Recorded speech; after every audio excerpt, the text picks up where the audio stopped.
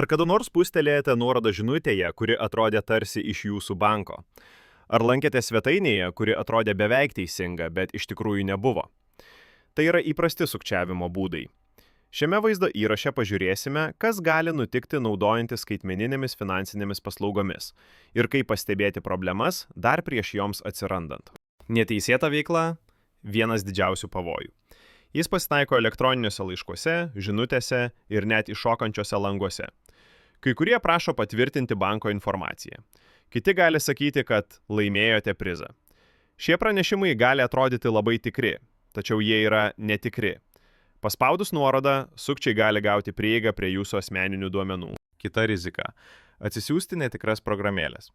Šios programėlės gali atrodyti identiškai tikroms jūsų banko ar mobiliosios piniginės teikėjo programėlėms, tačiau yra sukurtos taip, kad pavogtų jūsų prisijungimo duomenis. Jos netgi gali rodyti netikrą likutį arba apsimesti, kad apdoroja mokėjimus. Programėlės siųskite tik iš oficialių parduotuvių, tokių kaip App Store ar Google Play, ir patikrinkite atsiliepimus bei atsisiuntimų skaičius. Nepamirškime ir duomenų vagystės.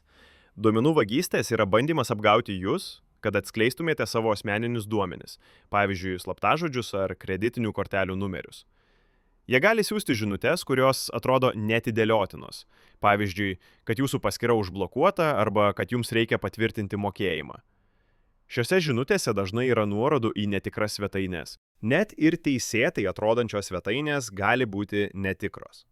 Atkreipkite dėmesį į nedidelius adreso ar pavadinimo skirtumus, pavyzdžiui, bank.com vietoj bank.com.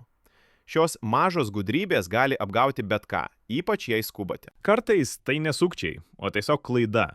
Neteisingas sąskaitos numerio įvedimas pervedant pinigus, pamiršimas atsijungti nuo viešojo kompiuterio arba pinigų siuntimas netinkamam kontaktiniam asmeniui. Šios klaidos yra dažnos, tačiau jos gali būti brangios.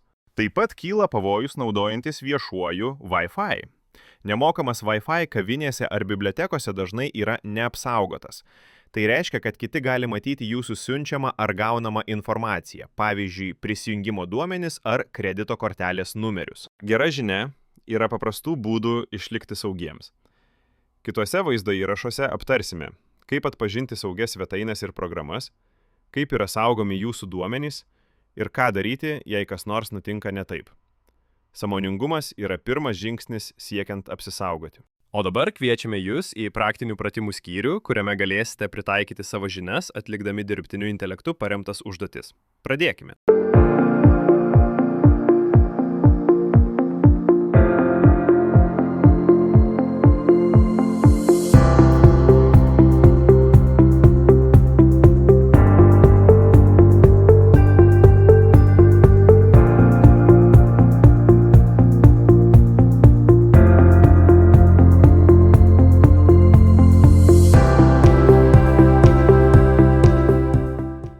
Šis užsiėmimas baigtas.